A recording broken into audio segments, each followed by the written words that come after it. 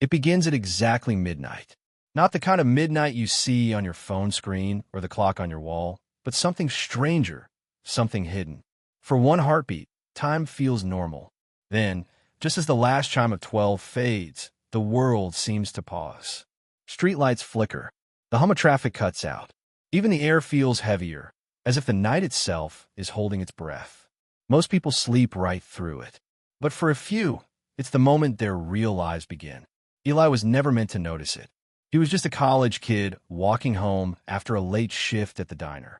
His backpack was heavy with books, his shoes soaked from rain.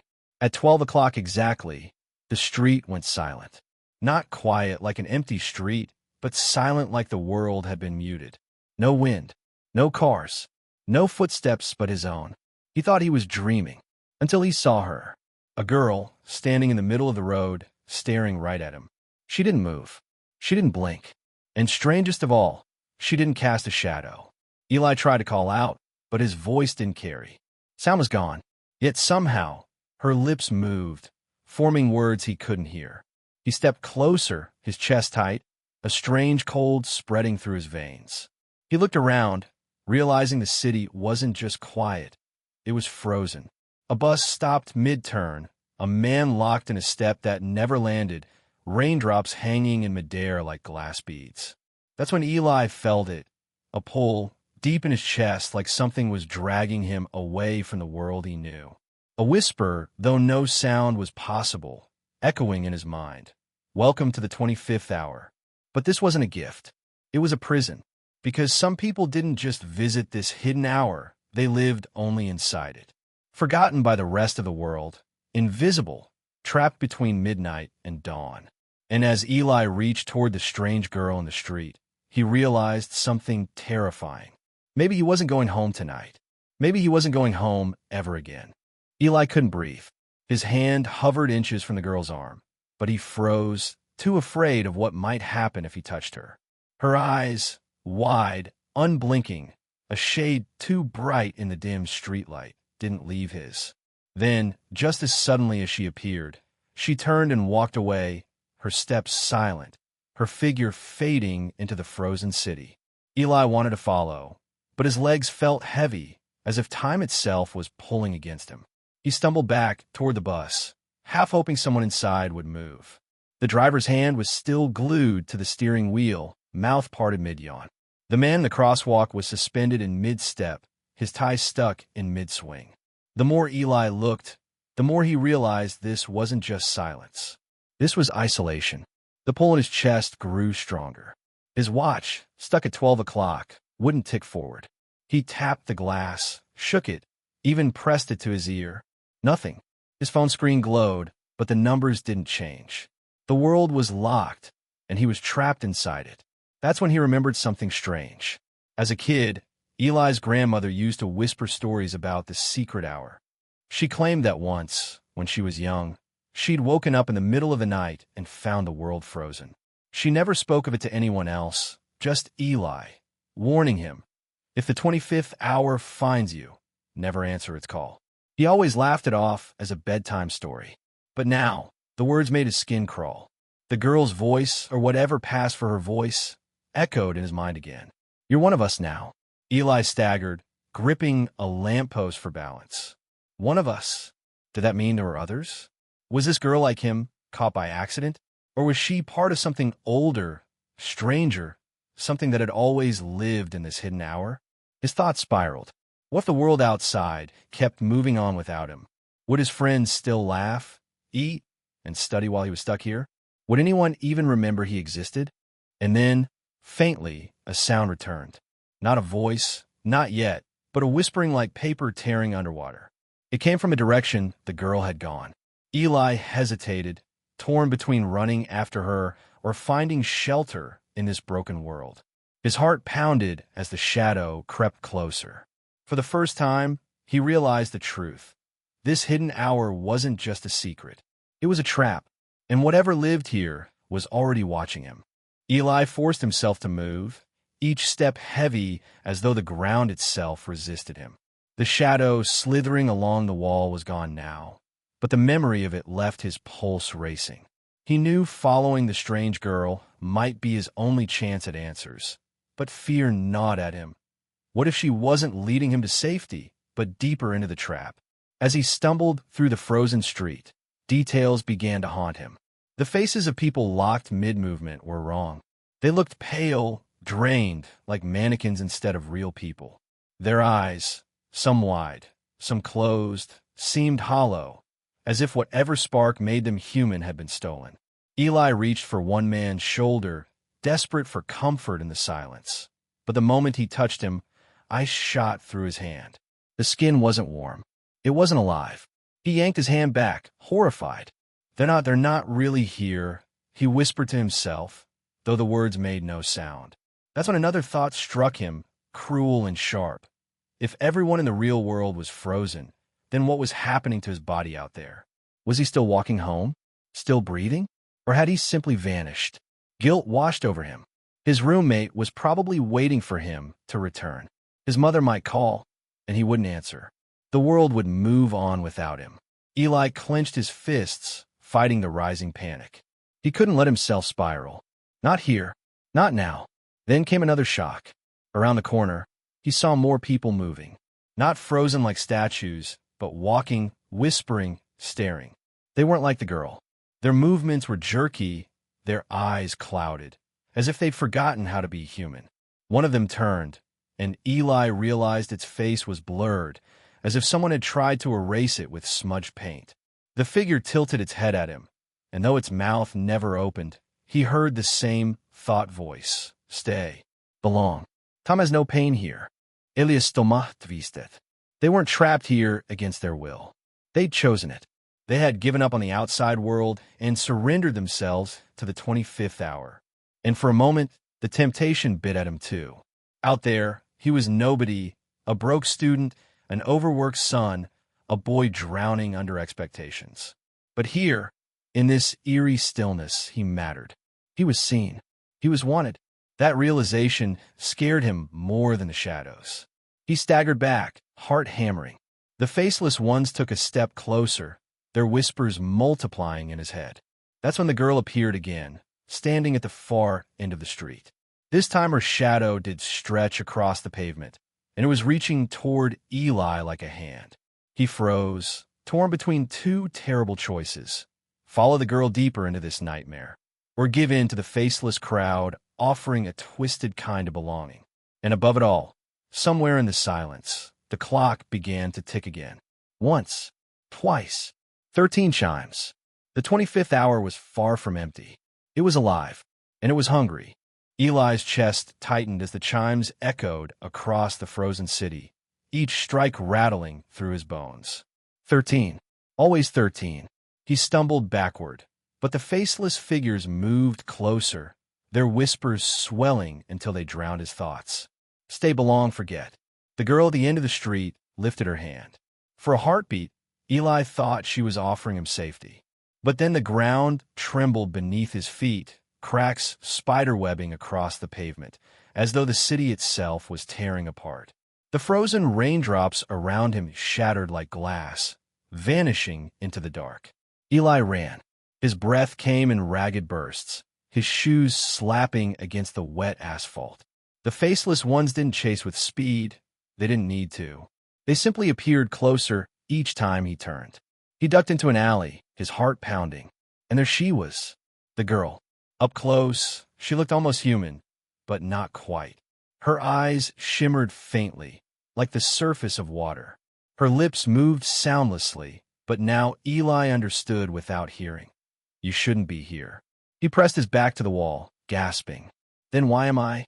His own voice was soundless, but she tilted her head, listening. For the first time, she looked afraid. The shadows slithered into the alley, crawling across the brick walls, stretching into grotesque shapes. Eli's panic spiked. He wanted answers, not riddles. What are they? He mouthed. The girl's gaze flicked toward the approaching figures. Her voice, not spoken but pressed straight into his mind, was trembling. They chose it. They gave themselves to the hour. But you were pulled. Pulled. The word cut deep. He thought of his grandmother's warning, the bedtime story she'd whispered years ago. Had she known this place was real? Had she escaped it, or been trapped in it, forgotten by the world? Elias diest offseth. The silence around him pressed harder, smothering. He wanted to scream, but even inside his head, words fractured. The faceless ones were nearly upon him now, their blurred hands reaching. And for the first time, Eli saw what lay beneath the smudged faces, hollow voids, endless dark, swallowing everything. The girl stepped closer, her shadow stretching unnaturally long, curling around his feet like chains. You have to decide, her thought voice rang sharp. Follow me, or become one of them. Elias hitched. His legs trembled. He wanted to trust her, but every instinct screamed danger. The pull in his chest, the same one that dragged him into this hour, grew unbearable. His watch, still frozen at midnight, began to crack. The glass spidered, glowing faintly, as though something inside was clawing to get out. The world shook again. Buildings groaned. The frozen people on the streets twitched, almost alive, almost waking. The sky above flickered, stars dimming, reappearing, then vanishing altogether. Eli pressed his hands over his ears, but it was no use. The silence wasn't silent anymore. It was roaring. The girl reached out her hand. The faceless ones stretched theirs too. Eli stood on the edge of a choice that could rip reality apart. And then, everything went dark. Darkness swallowed the alley, and for a terrifying moment, Eli thought he was gone, erased like the faceless ones. But slowly, light bled back in. Not streetlights, not the moon, but a glow radiating from his cracked watch. The glass pulsed, each flash synced with his racing heartbeat. The girl's hand trembled in the glow. For the first time, Eli saw fear in her eyes, but not of the shadows behind him. No, she was staring at him. You're not supposed to carry it. Her thought voice whispered, sharp as broken glass. You're not one of us. You're the key. The words tore through him. The pull in his chest, the frozen world, his grandmother's warnings. All of it clicked into a truth he didn't want to face. He hadn't been dragged here by mistake. He had been chosen. The 25th hour wasn't a place. It was a lock, and he was holding the key. The faceless figures hissed in his mind, their whispers turning frantic. Break it. Break the clock. Free us. They reached toward his wrist, their hands stretching unnaturally long. The girl lunged forward, grabbing his arm. Don't listen. If the lock breaks, the hour won't just hold us, it will consume everything. Eli's stomach dropped. His watch pulsed brighter, heat searing his skin. He tried to pull back, but the girl's grip tightened, her shadow coiling up his arm. He gasped, horrified. You're hurting me. His voice came out muffled, but his panic was real. Her eyes flickered, guilt flashing across her face. I'm trying to protect you. Her voice echoed in his skull. But then, softer, another truth slipped out. Or maybe I'm protecting myself. The betrayal stung. Was she guiding him or manipulating him? He didn't know anymore. His pulse hammered. Suddenly, the ground shuddered again. The frozen city around him moved. Just for a second, the bus engine roared. A man's foot clattered to the pavement. Raindrops splashed. The real world was breaking through. Eli glimpsed two versions of the street colliding, overlapping, tearing at each other. He wasn't just deciding for himself. His choice could rip time apart. The faceless one surged closer. The girl dragged him backward. His watch cracked wider, a blinding glow spilling out. And then Eli saw something that froze his blood. In the glow of the watch, reflected in the girl's wide eyes, was another face, his grandmother's. Her voice slipped through the silence. Don't trust her. She's not trapped. She's the warden. The alley quaked. Shadows writhed. The girl's grip tightened, desperate now, no longer gentle. Eli's mind spun. Who was the real enemy? The faceless prisoners begging for freedom, or the girl who had led him here under the guise of help? The lock inside the watch pulsed harder. One more crack, and the secret of the 25th hour would be unleashed. And Eli, caught between betrayal and truth, realized he had seconds to decide. Eli's chest heaved as the world cracked around him. The girl's grip was iron, her shadow coiling up his arm like a living shackle. The faceless ones pressed closer, their whispers clawing at his skull. The glowing watch burned against his wrist, each pulse threatening to split the city in two. His grandmother's voice echoed again. She's not trapped, she's the warden. The truth hit like ice water. The girl wasn't guiding him. She was guarding the lock, making sure no one ever opened it. The 25th hour wasn't her prison. It was her post. Her eyes glimmered with something unreadable. If you open it, Eli, you'll set them free. But you'll break the world. Her thought voice trembled now, not with fear of the shadows, but of him. He looked at the faceless ones, stretching toward him with frantic hunger. They weren't begging, they were demanding. Rage burned in their blurred forms. If they escaped, what would they do to the living world? His hand shook. The watch glass cracked again, spilling shards of glowing light.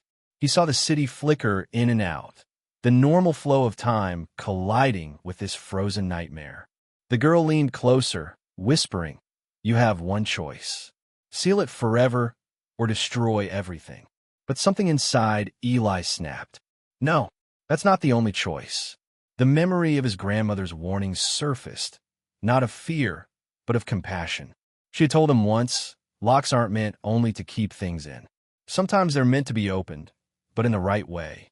The faceless ones hissed, sensing hesitation. The girl's shadow tightened, bruising his skin. Eli closed his eyes.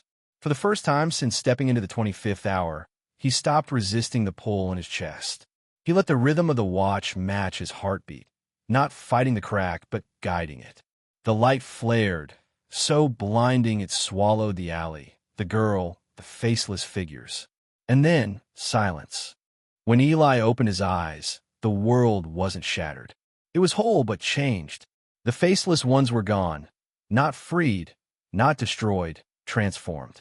Their blurred shapes had taken form, scattering across the street as ordinary people waking from a dream, confused but alive. The girl lay collapsed, her shadow burned away. Her eyes fluttered open, filled with something Eli hadn't seen before. Relief. You didn't free them. You balanced it. Her voice was no longer a whisper in his head. It was spoken, trembling and human. The watch on his wrist was dark now, its glow extinguished. Just a cracked piece of glass and silence. But as Eli looked down, he caught one last flicker, his grandmother's reflection, faint in the broken glass. She smiled, proud, before vanishing like smoke. Eli exhaled, the weight lifting. Time around him flowed again. Cars honked. Rain fell. Footsteps echoed. The 25th hour was gone. Or so he thought. As he turned to leave the alley, he noticed something chilling. On the wall where the shadows had once writhed, a mark remained, the outline of clock. Its hands were moving backward. Eli Vrotse. The battle was over, but the hour hadn't ended. It had only changed. And deep down, he knew it wasn't finished with him. The city breathed again. For the first time since stepping into the 25th hour, Eli could hear the pulse of life returning. Raindrops striking pavement, voices rising, the rumble of cars. Everything seemed ordinary, almost too ordinary. But Eli knew better. He had touched the hidden edge of time, and nothing about the world, or himself, would ever be the same. The girl stirred, weak but alive. Her shadow, once a weapon, was gone, leaving her fragile and human. For the first time, her eyes carried no mystery, only exhaustion. "It was never supposed to fall to you," she whispered, her voice almost drowned by the noise of the waking street. "I was meant to guard it forever, but you changed the rules." Eli helped her to her feet. He didn't know her name, only that she had lived in silence longer than he'd been alive. For her, release was both freedom and grief. He saw it in her trembling smile, relief laced with fear of what came next. The faceless ones were gone, not erased, not punished, but given another chance. Perhaps they had once been like him, people caught in the 25th hour who had lost their way. Now, scattered through the city, they would wake as strangers, unaware of the lives they had almost lost. Eli thought of his grandmother, of her words about locks and keys, choices and compassion. She had carried the burden of knowledge, so he wouldn't have to. Yet here he stood, her warnings come full circle. He glanced at the cracked watch on his wrist. It was dark, powerless, but the faint outline of a clock still glowed on the wall nearby, its hands turning backward. A reminder. The hour hadn't died. It had shifted, adapted, waiting for the next moment of weakness. Eli understood the truth now. He hadn't ended the 25th hour. He had become part of it. A bridge. A balance. The girl leaned against him, her voice steadier this time. You've taken my place, whether you wanted to or not. Eli didn't answer. He simply looked at the city, the people laughing, moving, living, unaware of how close they had come to collapse. For them, the world was just as it had always been. For him, it never would be again. And yet, he felt no regret. Sometimes the heaviest choices aren't about winning or losing, but about protecting what others never know is at risk. That was the gift and curse of his midnight hour. As he stepped out of the alley, rain washing the blood from his skin, Eli breathed deeply. The city lights shimmered brighter than ever, alive with possibility. Time isn't what we think, he whispered, almost to himself. It's not measured in clocks. It's measured in what we choose to do with it. And to those watching, to those listening, his story carried a silent plea. Use your hours wisely. Because one day, you may find you don't have as many as you think.